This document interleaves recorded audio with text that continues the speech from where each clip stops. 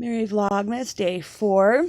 In the interest of accuracy, I decided that maybe I should start a morning how we actually start, which is with me in bed and little man saying, "We should get up." And I usually say, "Well, we have to wait for the alarm." But this morning, I didn't set my alarm. I was supposed to get up like an hour ago and get stuff ready because I'm bringing a bunch of extra art supplies and stuff I had and some drawers and stuff to a friend of mine who's an art teacher. Okay, hang on one second. She's an art teacher in a low-income school. So, yeah, I'm bringing her some supplies that I don't need, but maybe her kids could use. So, we're doing that. Another busy day. It's Thursday, which is orange and rye, even harder to deal with than yesterday's greens. I'm already failing at making this part of the vlog shorter than, so I need to get faster. So in our editing last night, it was quite a fun time that Sissy and I had, but what she said is that my morning segments are taking too long. So I'm not going to bring little man to bed actually this morning for our videotaping. I'm just going to go straight to the paper chain. And today, the only thing I'm going to vlog is my story from the bench. So I should do my story from the bench because that'll make yesterday's vlog make sense. There was so much stuff that just got cut right out in editing. Okay, so today we have 34 days left until we leave for Amsterdam. 34. And the message: half-heartedness doesn't reach into majesty. That's a good one for the day. I should not write down who said it. It wasn't me first. It's on my paper chain. And I'll try and be wholehearted today. And you try and be wholehearted today too. This system is really a great system. So if you had too much fun on break and did something like dirty your blood with toxins, then worry not. You're in luck. This is the urinary system. Woo! You're never going to know when a dad joke's coming now. They're going to be coming all the time. So first, one of the things about me that has bit me a couple times in my life, 2 times related to the story from the bench this evening, but I tend to be kind of naive. I have an overall positive outlook on life. That's not what you see at first. I have shielded that soft underbelly in a very thick layer of macho, so I'm really strong. Don't forget that. Anyway, so I tend to just think that people are out for the best interest of themselves, me, everybody, the world. I don't know. I have these big, lofty ideas and visions of a society where we all get along, but I digress. What that does, my naivety does, is it makes me have this just positive outlook on people. And so I give people the benefit of the doubt the first time, and I also just don't think right off the bat that people are out to screw me over. So I'm not going to change that perspective, I don't think, but I guess that just leaves me open to things like I'm going to describe on Story from the Bench. So that's the first thing.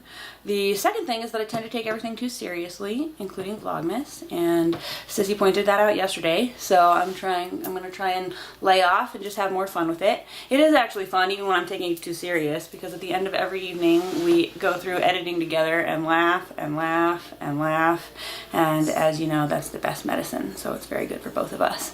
Then the other thing about me that is probably pertinent to today is that, well, I mean, only kind of. I am a procrastinator, and I sometimes put things off for a long time and eventually get them done. Sometimes I have things that are still not done. Example, 40-page paper from my undergraduate independent research project. Example, illustrated children's book that describes the chakras and energy system in pictures. Example, 4 other children's books. It's ridiculous. So this is, I guess, part of that. Vlogmas has spurred me into vlogging, and I have been vlogging for most of the year this year. So Stories from the Bench is actually a segment that I have other Stories from the Bench already filmed. And I hope to get it out soon. I don't know. The editor and I are working on the details of how to make that smooth and seem natural. This story from the bench comes from way back in the day when I was young and had just started my journey. At some point there's going to have to be an introduction to all the characters. Well, there are really some main characters that have been around in my life, and one of them, well, she's going to come up in the story. So part of the vlogs that I've been doing all year, or the videotaping that I've been doing all year, is that I don't really know the rules and regulations that surround people's anonymity and their right to privacy, and I'm very respectful, so I don't want to step on anybody's toes. And so what I've been doing is giving people nicknames that rhyme with their actual names in my stories, and I think I'll probably just keep that up, because whether I need to or not, it's an interesting characteristic about me and my vlogging style, and isn't that what we want? To be unique? I think so. So anyway, who are the players in this evening's Story from the Bench? First, me. Second, Judge Joe Brown. Third, the defendant. We can call him Turk, because it's not his real name. Turk. And my necessary witness, Smelly. So, cheers to Smelly. Stories on the bench. Well, yes, so when I was young, I met a lovely lady named Smelly. Not named Smelly. Later nicknamed Smelly by this chick right here.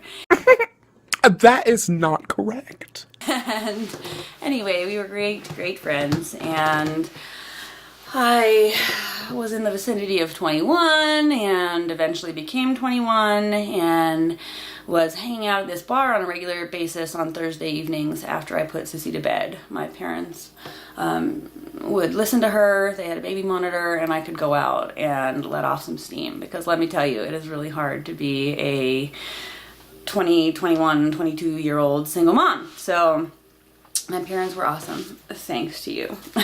So yeah, so I would hang out at this bar and on ladies' night and get all these drinks and have fun, and I wound up making friends, and I met Turk there and a group of friends, but Turk and I were friends, and because we'd been part of this group of friends, we'd been hanging out a long time, and then we kind of started being interested in each other, and we're hanging out more, and I had a daughter and he had a daughter, and we were friends, so we were hanging out more, and we were friends for a long time, like a year, maybe more than a year, definitely more than a year by the time the whole Judge Joe Brown fiasco was over. And he is the first one who took advantage of my naive little heart. Why? Because I'd had this one, and my heart was all in love with her and kids, and he had a daughter, and his daughter, well, I don't know, we'd been friends for all this time, and his daughter's mom had, I guess we call those baby mamas,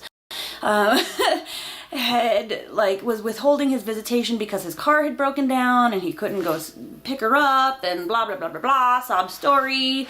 And I wound up coming into a big chunk of money. That could be another story from the bench. And I wound up deciding to lend him some so that he could fix his car. And when he first asked if he could borrow the money, he asked if he could borrow $1,000. And I had gotten $18,000. So I thought, okay, well, I've been blessed with this. This guy's been my friend for a year now. He's playing on my heartstrings. He wants to see his kid. This will be okay. So he calls me one day, the day that he had his car towed and got it fixed, and he asks if I can just drop the check off at the car place. Oh, and it's going to be a little more than he thought it was. It's going to be $1,500. Is that okay? Okay. So I go to the car place and guess what? It's $2,300. Okay, young ladies out there, if you ever are in a similar situation, you turn around at this part of the story and you walk the F out, unless you want to be having a similar story from the bench someday. I do have to admit, the whole Judge Joe Brown thing was fun and a once-in-a-lifetime experience. I guess that's another thing about me. I will try everything once, with the exception of, you know, illegal substances and all that. Yeah, so anyway, so I went ahead and paid for it. I did it. I just wrote this check for $2,300, and I think it was 28. And then I tried to call him later that evening, and nothing. Just nothing. And I tried to call him the next day, nothing. So then I get really mad, and I lay in with the nasty texts and call him a lot. So he finally answers, and he just gives me some lame ass excuse. And ultimately, I think we spoke maybe 1 or 2 more times, and then he just did not answer the phone.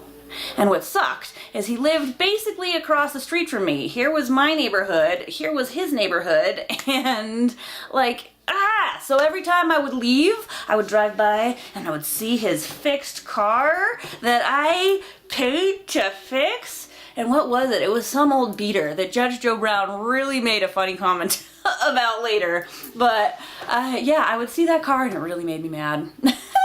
So I eventually filed suit in the small claims court of my local county government office.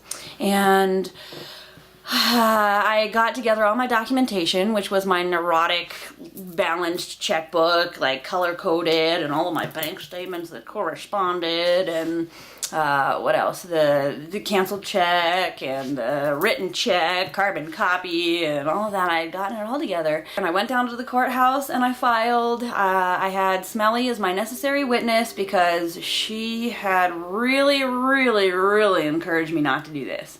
I'd asked her about it, and she said this is not going to work out well, and one day, the day that I paid for it, I believe, yeah, she was helping me get speakers for my car that I fell in love with and changed the head gasket on. So, yeah, everything ties together. So, I don't think I would have brought her to court, actually, now that I think about it. I probably wouldn't have brought her to county court. But 4 days before county court, guess what should show up but a certified letter from Judge Joe Brown. And I read it over, and it said that if I agreed to come, they were interested in taking our case, and if I agreed to come, they would give me an all expenses paid round trip to Vegas, not Vegas. An all expenses paid round trip ticket to LA for 3 days and 2 nights for me and a necessary witness, and that they would guarantee, if Judge Joe Brown ruled in my favor, they would guarantee my funds, which was something that my county court couldn't do. If my county court could have guaranteed he had to pay me, I probably would have gone that route. Well, probably not. But anyway, that probably would have maybe been the more, I don't know. So they could guarantee it though, and I liked that. I really wanted that $2,800 back. Then I think they also gave me an appearance fee or something else like that, so it really sounded nice. They really make you want to come. Do you know why?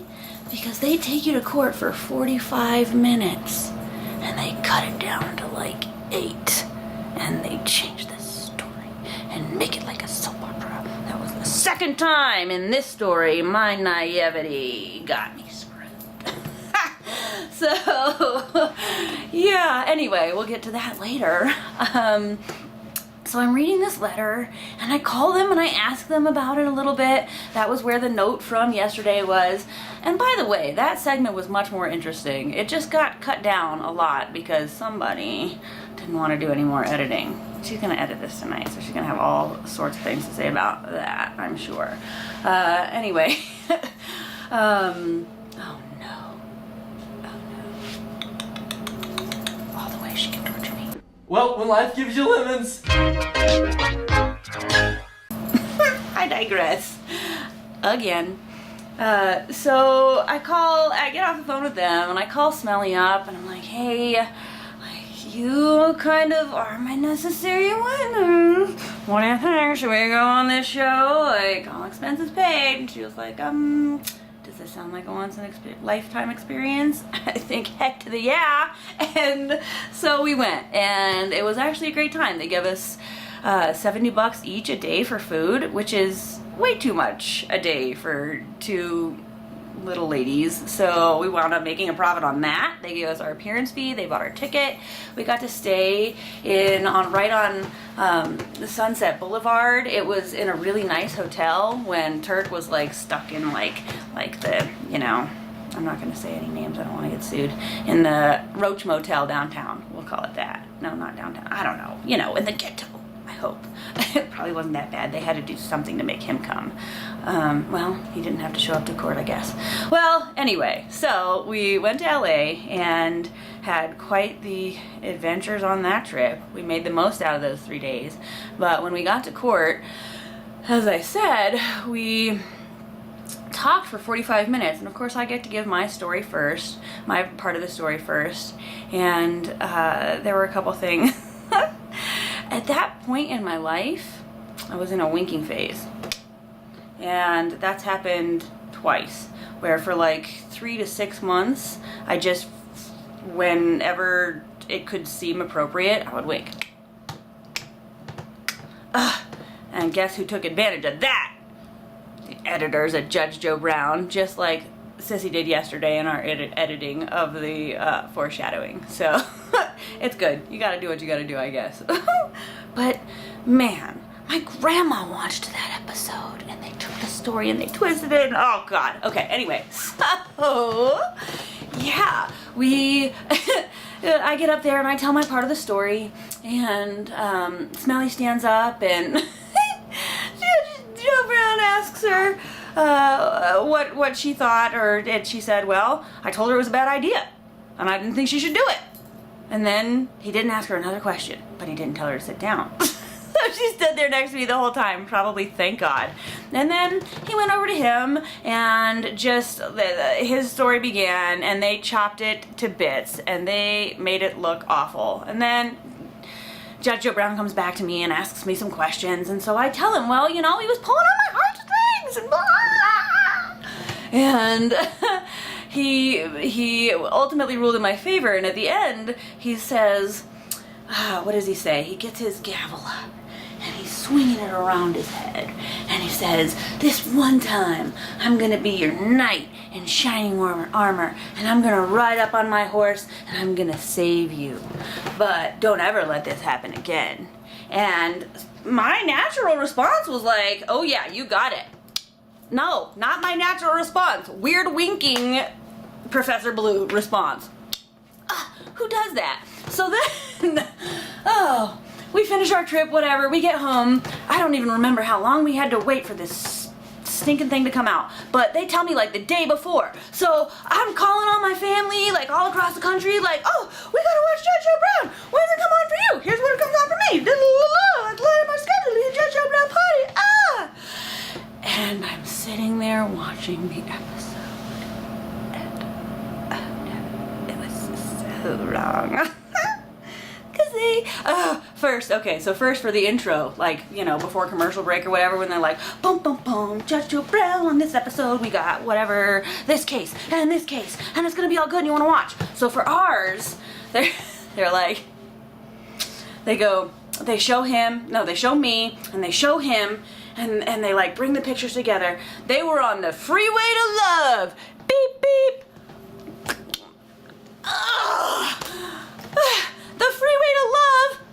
No freeway to love. We were friends. I thought we'd been good friends for a while. I just got screwed. But anyway, so that was the introduction. Taking advantage of my wink. And then they told the, I guess, most pertinent parts of my story, like the money that I'd given him that he played on my heartstrings. They like zoomed into my neurotically balanced checkbook and all the evidence. Cut out a lot of the story though, a lot of the backstory about the friendship and hanging out every Thursday night for like a year. And they also cut out parts of his story and like the first words out of his mouth. I think the face I made when something like this, because yeah, just like, oh gosh, like, my grandma is watching. Did she just? And then I wished I hadn't called anybody, and it was awful. So I think that's it for the story. So I'll be back tomorrow. I think I'm gonna try and do less of like what I did for the first 2 Vlogmases. So give me a chance as I learn, as you're still working with me. Tomorrow we'll have something interesting. We're actually gonna make a gnome. So on that note, thanks for watching. Remember to like and to subscribe and to share, and have a wonderful evening. Bye for now.